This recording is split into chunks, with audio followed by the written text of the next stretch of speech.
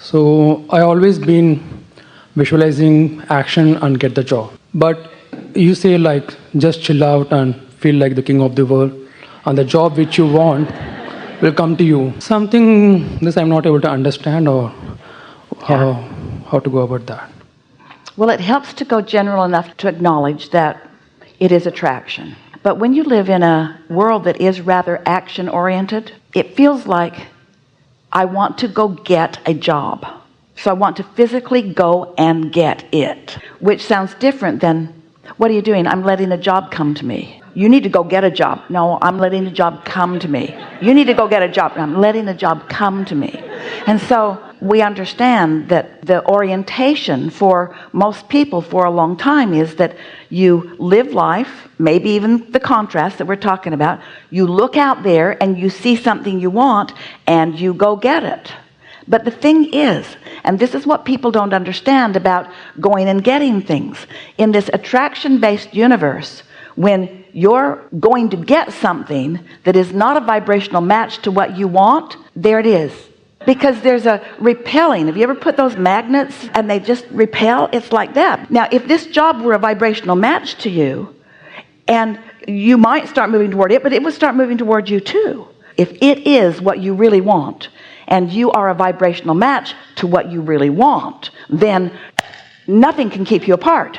So maybe we want to talk about what's wrong with that job that you can't get. What's wrong with it?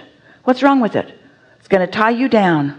It's going to keep you from being free. They're not going to appreciate you like you deserve to be appreciated, because you have experience in that, and you've got vibrational beliefs in that you're taking with you in pursuit of this new job, which law of attraction is not going to let you have. So someone says, but I really need the job. So if it's miserable and I'm miserable, won't we come together? Yes, you will. Yes, you will.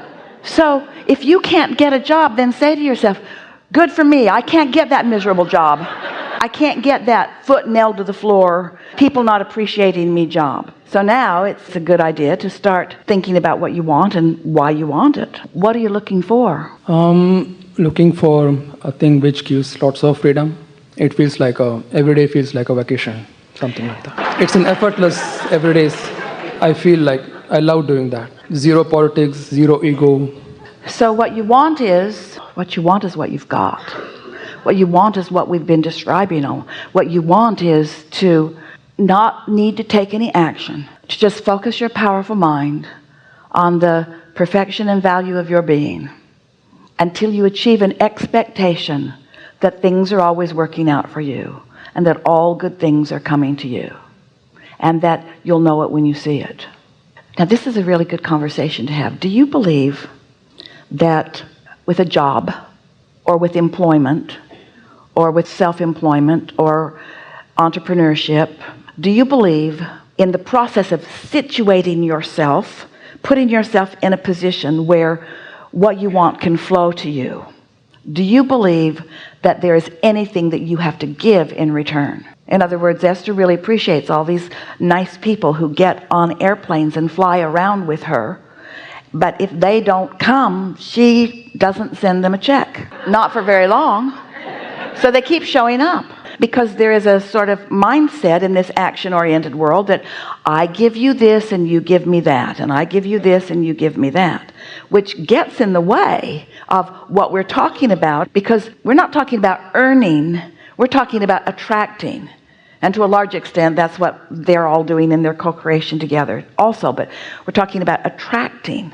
And so, do you believe that there is anything that you must give in order to receive that abundant life of freedom? I always see like I want to be in a win-win situation. Say there are thousands and millions of jobs where what I offer, they also want it. So it's a win-win for both of them. But here's our question. Yeah. Do you believe that in order to receive that there is something that you must give? Yeah. And what is it? Speak it in vibrational terms. I must give appreciation. I must give love. I must give thoughts of alignment. I must give positive expectation. I must be a vibrational match, because you see, through life you've put fantastic things into your vortex, and they've been gestating and becoming and evolving, and they are ready for you to be ready for them. So you've got to find some way to identify what's there and to be a vibrational match to it, which is hard to do when you need a job, but that is the process. Actually, I'm in a pretty good shape because I just had a thought like, let's practice your teaching for 1 month. Every hour I used to chill out, make myself happy. Yeah. Suddenly, I didn't even ask for anything, a job which came to me. I performed very badly. They selected me and they put me in a place. I'm in a pretty good shape. I'm happy, they are happy. So that's made me realize like I would just chill out and let the job come to me. So in that process then, what new things do you put into the vortex? The fine-tuning. That is the process. But Abraham, so I got a job, but it has things in it that I don't want. So that's the new contrast experience. That's the new contrast that helps you to fine-tune with more clarity what you want. And in the same way that something almost right came, something even more right comes, and then something even more right comes, and something even more right, and something even more right.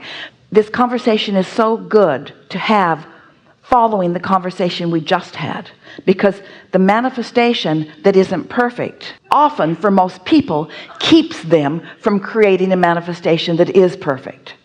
But it doesn't have to, because the contrast in the not perfect manifestation is the beginning of the improvement. Are you following this?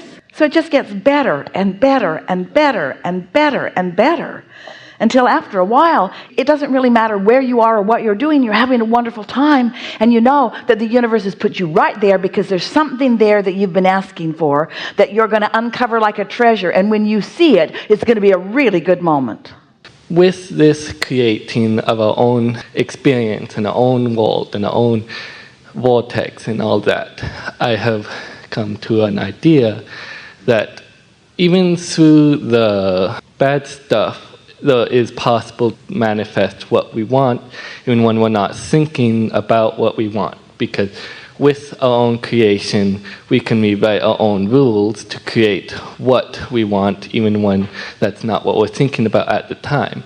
Even though I have a great belief in balance, and I want to experience the bad with the good, I also believe that I can create it so that I have a way to figure out what I want, and how that goes through, even just through the bad. Rather than call it badness, let's call it less than wanted, because there are degrees of it, and unless you let the momentum really get carried away, it won't be bad. It's just preferred and less preferred. Yeah, I just couldn't quite think of the correct wording, but that's mostly what I'm thinking of. When you think about creation, and you think about the power of your own mind, or the ability of your own mind to focus, and you understand about the laws of the universe, and you witness the evidence of the law of attraction, and then you make the personal association between a thought and a feeling and an eventual manifestation, then don't you have everything you need? Yeah, the only thing I'm thinking about is it possible to possibly rewrite the rules that we normally go by, even for things that appear unrewritable because of what the rules we're reading? You can't actually avoid that. Whatever you've got going on, whatever you do believe, is integrated into the way you interpret everything that then comes. A belief is an active thought. So the law of attraction cannot make a workaround any active thought that you've got going on. But what you can do is let that disabling thought become less and less active. Something that you said that we really want to emphasize, because we think this is really the most important part of this conversation, is that, as our friend's uncle said to him, there are negative things that happen. So consider this. What if you came into this physical experience intending to live big dreams, to have big impact, to enjoy life in a big way? And so that's the vibration that you came in on, and that's what's in your vortex right away. And then you are born as a human, you get indoctrinated as a human, you get used to the way humans think, you get used to their rules, and the way they have learned to cohabitate and be together. And you pick up drag without even knowing you did. You pick up resistance that's in your way. And so through life, you begin feeling a little less free and a little less free, a little less eagerness like you came in with. But with each one of those experiences, you reinforce your central message to yourself. I want to feel good. I want to be alive. I want to be free. I want to have passion. I want to make a difference. I want to feel good. I want to have clarity. So everything that is seeming to be bad is actually adding clarity.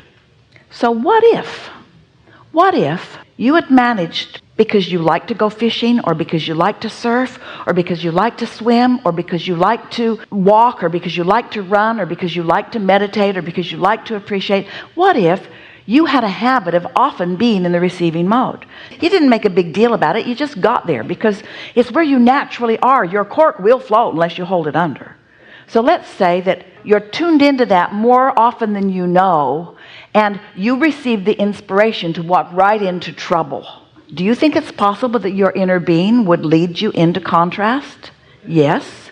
Your inner being will lead you into contrast, because contrast isn't bad, contrast is good. Your inner being would lead you into the basis of your evolution. Yes, your inner being would.